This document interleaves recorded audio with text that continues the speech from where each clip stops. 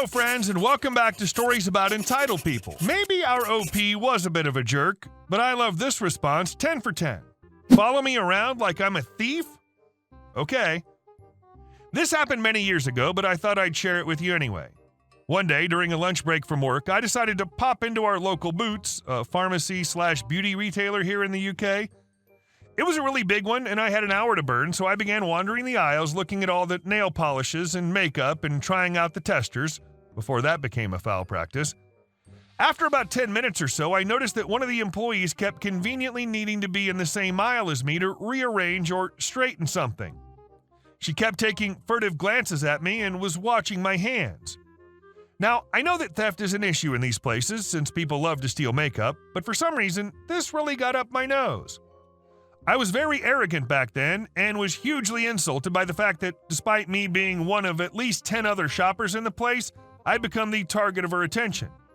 There were only 3 employees in the immediate area, so it's not like they had one on every customer. I hatched a petty plan. I made eye contact and smiled at her and started loading my basket. I added all sorts of little bits until the basket was full. There was makeup and nail polishes, moisturizers and deodorants, hair products and toothpaste, the works. I wandered far and wide, choosing items from every section and proceeded to the tills. All the while, she tailed me, even going so far as to watch me at the tills. I waited patiently whilst one of the other 2 employees rang up my purchases. She told me the final amount and asked me how I was paying. I looked at her and said, "Oh no, there's been a mistake. I'm not actually going to buy this. This is what I would have bought had your colleague," I looked over and pointed at the woman who'd followed me. "Yes, you," I said loudly, "had you not followed me around like I was a common criminal." She went beetroot red and sputtered something like, No, I didn't." I emptied the bags of my purchased items back into the belt and left her to sort out the reversal on the till and put everything back where it belonged. I even got a £50 voucher from Boots when I complained to customer service. I'm older now and realize I was a jerk because she was just doing her job, but for goodness sake, if you're going to tail someone, be subtle about it. I hope she learned a lesson that day and upped her sneak. Edit. I feel I should clarify that this was no security guard. She was a little woman hardly bigger than me. Obvious security's not really a thing here in the UK. And our next story. Landlord too lazy to do the right thing? That's fine. I'll work harder to make sure you're accountable. So I live in a 10-unit apartment building in a large metropolitan city with a landlord that used to be a lot better than she is currently. Her relationship with the building's occupants has gone down the tubes since she decided she didn't like being a landlord anymore and stopped giving a crap about fixing things on time, not to mention opening the place up to Airbnb bimbos who get drunk, lose their key, and ring every doorbell in the building at 4 a.m. until someone gets up to let them in. My roommate and I have been living here for a couple years and are sticking it out for now, but we've become prone to a lot more petty behavior than we have in the past. The latest incident was an enormous CRT television that someone left in the downstairs hallway near the front door. It's the biggest CRT I've ever seen and takes up nearly half the width of the hallway. I would have loved to have had it when I was 10, but now it's just a giant burden. There were a few people that moved out recently and some shuffling around, so I figured it was temporary. Cut to a month later, and it's still happily taking up space in the hallway, irritating me more every time I have to look at it.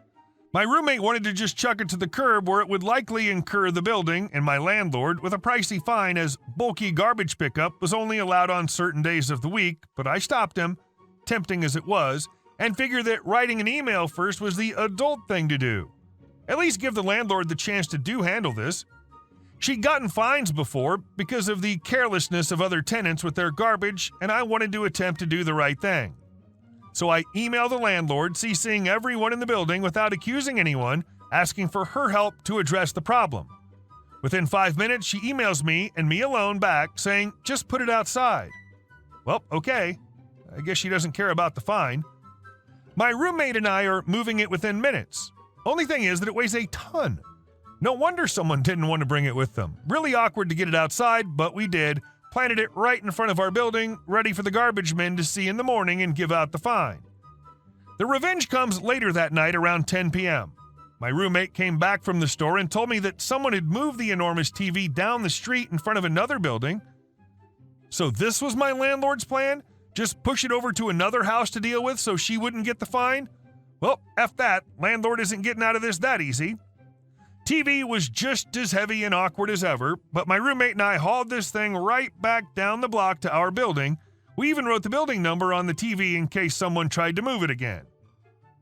Edit. As of this afternoon, the TV is gone from in front of my building. Not sure if the garbage truck or someone else picked it up, or if it was just moved even further away. Either way, I probably won't know if my landlord got the fine or not, unless she tries to blame me, which I doubt she will because it would involve her basically admitting to moving the TV away from the building. I half want her to, though, just for the satisfaction. And our next story. My safety vest strikes again, manhandled in my wheelchair. Due to being in a wheelchair and people around where I live being utterly knuckle-dragging and mouth-breathing Neanderthals that don't pay attention, I'm pretty much forced to wear this high-visibility yellow-green safety vest. Where I run into my most constant issue is at the local supermarket. It's owned by Kroger, but locally we know it as Fred Meyer or Fred Meyers. Their trolley boys, cart wranglers, all wear nearly identical safety vests to mine, only theirs actually have black trim added to the vest along with Fred Meyer plastered on the left breast and the back. That and the employees actually have name tags on.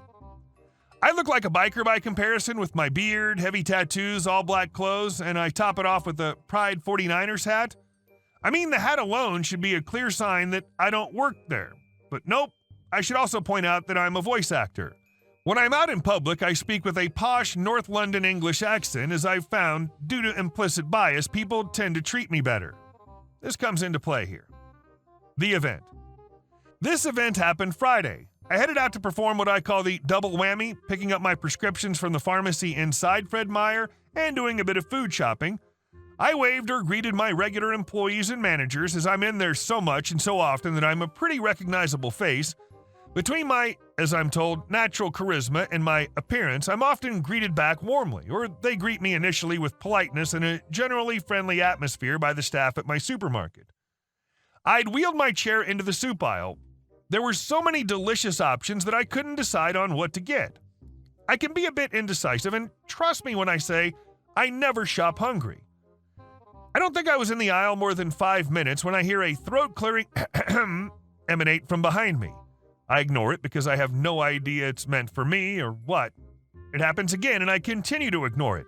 That's when this lady grabbed the handles on my wheelchair and spun me around. It took every ounce of effort not to turn and swing on her because I had no idea who she was or her intentions, but obviously she had no qualms over grabbing someone's wheelchair and maneuvering them against their will. Before I could say a single word, our Karen in this situation starts to shout. Hey, when a customer's trying to get your attention, you don't ignore them. I've been trying to get your attention for minutes now. She hadn't, and I don't like your attitude. I take a deep breath and do my best to unclench my hands from the armrests of my wheelchair. Madam, I'm sorry if I've offended you. I wasn't, but I must inform you that I was cut off. Due to my mental quirks and conditioning as a child, anytime I'm interrupted, I get shut completely down and can't speak till the other person stops talking. So I went silent. I don't want to hear your excuses. Just because you're in an effing wheelchair doesn't mean you can get away with being an inconsiderate a-hole. The world doesn't revolve around you. That's rich. And there are other people in the world far more in need than you. I have half a mind to wheel you over to the service desk and report you to management. I waited a couple of beats, waiting to see if her rant was going to continue, but it didn't. She gave me a look that I could, without any measure of difficulty, correctly identify as a your move glare. I take another deep breath. Ma'am, firstly, it's illegal and socially irresponsible and outright tactless to manhandle a person's disability conveyance without their consent. That counts as assault. While yelling and screaming at me isn't illegal per se, I don't appreciate it.